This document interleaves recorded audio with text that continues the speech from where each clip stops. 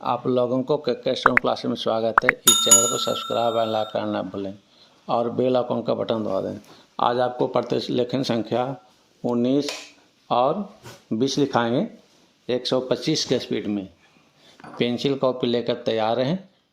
Ready, last ready, start. आदरणीय साथियों, भारत में पंचायती राज की मान्यता सदियों से रही है। पंचों में परमेश्वर वास करता है, ऐसी हमारी मान्यता रही है। वेदों में कहा है कि 5 व्यक्ति समर्पित रूप से मिलकर यज्ञ को पूर्ण करें। स्वर्गीय राष्ट्रपिता महात्मा गांधी जी की मान्यता थी कि भारत की आत्मा गांवों में बसती है। जब तक गांव स्वतंत्र नहीं होते, देश पूर्ण रूप से स्वतंत्र नहीं होगा। गांधी जी के अनुसार सच्चे लोकतंत्र का परिचालन केंद्र में बैठे 20 व्यक्तियों द्वारा नहीं कराया जा सकता है। इसका क्रियान्वयन प्रत्येक गांव के निवासियों के माध्यम से ही होना चाहिए। उनके अनुसार जन समर्थन प्राप्त पंचायतों को कोई भी कानूनी कार्य करने से नहीं रोक सकता। गांवों का प्रत्येक समूह या उस समूह के सदस्य अपनी पंचायत बना सकते हैं, चाहे भारत के अन्य गांवों में पंचायतें हों अथवा नहीं हों। गांधी जी की यह मान्यता थी कि हर अधिकार कर्तव्य से ही मिलता है। ऐसे अधिकारों से कोई भी वंचित नहीं कर सकता। पंचायत लोगों की सेवा करने के लिए है तथा भारत का हर लोकतंत्र इकाई गांव ही है। भारतीय संविधान के अनुच्छेद 40 में पंचायती राज के संबंध में अंकित किया गया है कि राज्य ग्राम पंचायतों का संगठन करने के लिए अग्रसर होगा तथा उनको ऐसी शक्तियां और अधिकार प्रदान करेगा जो उन्हें स्वायत्त शासन की इकाइयों के रूप में कार्य करने योग्य बनाने के लिए आवश्यक हो। इस उद्देश्य से प्रेरित होकर भारत सरकार ने पंचायती राज व्यवस्था को सुदृढ़ करने के लिए समय समय पर कदम उठाए हैं।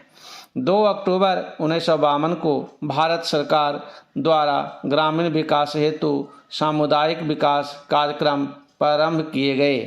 इसके अधीन स्थानीय विकास हेतु सरकार द्वारा विकास खंडों को अनुदान राशि दी गई। भारत सरकार ने देश के ग्रामीणों का सर्वांगीण विकास करने हेतु पंचायत राज संस्थाओं के संबंध में 1957 में बलवंत राय मेहता समिति का गठन किया। इस समिति ने सिफारिश की कि विकास से संबंधित समस्त कार्यों को पंचायती राज संस्थाओं को सुपुर्द कर दिया जाना चाहिए।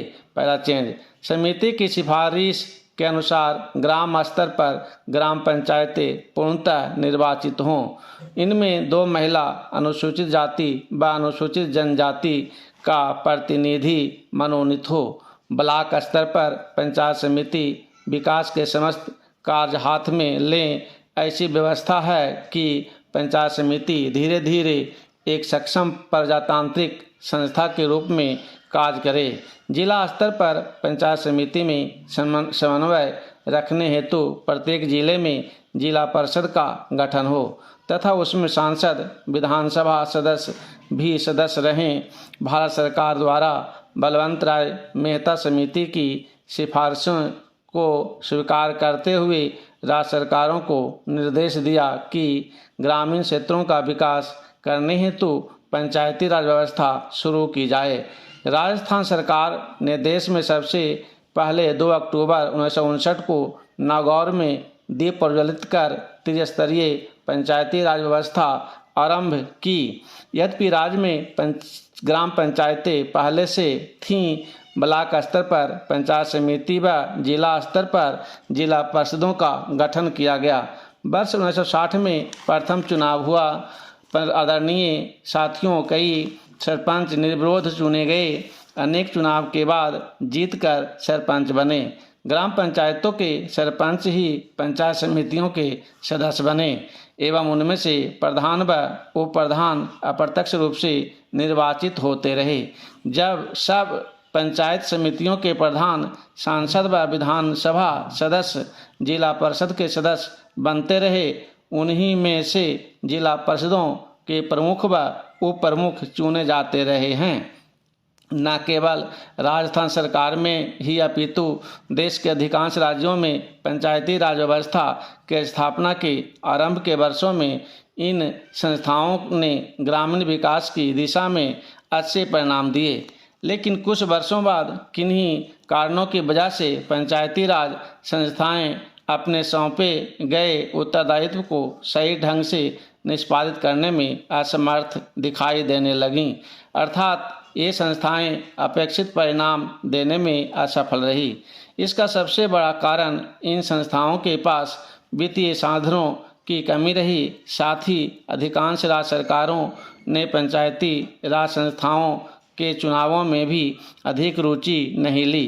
पंचायती राज संस्थाओं को अधिक गतिशील बनाने हेतु अशोक मेहता कमेटी ने सिफारिश की कि विकास कार्यक्रमों एवं योजनाओं को क्रियान्वित करने की जिम्मेदारी जिला परिषदों की हो। समिति के अनुसार पंचायतें 10-15 गाँवों की मंडल पंचायतें हों तो अधिक सक्षम होगी। ये मंडल पंचायतें ग्रामीण विकास योजनाओं को क्रियान्वित करेंगी। साथ ही समिति ने पंचायती राज संस्थाओं के चुनाव मुख्य निर्वाचन अधिकारी से करवाने की सिफारिश भी की।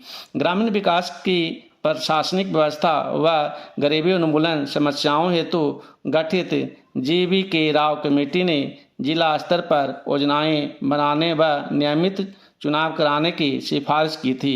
देश की पंचायत राज व्यवस्था को सुदृढ़ व पुनर्जीवित करने हेतु गठित डॉक्टर लक्ष्मीमल सिंघवी कमेटी ने ग्राम पंचायतों को अतिरिक्त वित्तीय साधन देकर अधिक सक्षम बनाने पर बल दिया तथा साथ ही पंचायती राज संस्थाओं को संवैधानिक मान्यता दिए जाने पर भी विशेष बल दिया। पहला चेंज, देश में पंचायती राज संस्थाओं की बिगड़ती हुई स्थिति को ध्यान में रखते हुए पूर्व प्रधानमंत्री श्री राजीव गांधी ने पंचायती राज ढांचे को सुदृढ़ बनाने की कल्पना की थी और उन्होंने पंचायतों को अधिक अधिकार सौंपने तथा महिलाओं और कमजोर वर्गों की इन संस्थाओं में अधिक से अधिक भागीदारी देने की परिकल्पना की थी। हमारे वर्तमान प्रधानमंत्री के प्रयासों से अब यह संभव हो पाया है कि इस संबंध में शुरू किए गए प्रयासों तथा राष्ट्रपिता महात्मा गांधी जी के ग्राम स्वराज के स्वप्न को साकार बनाने की दृष्टि से संविधान में 73वीं संशोधन की कुछ महत्वपूर्ण बातों का जिक्र करना चाहूँगा। पंचायती राज संस्थाओं को प्रथम बार संवैधानिक दर्जा दिया गया।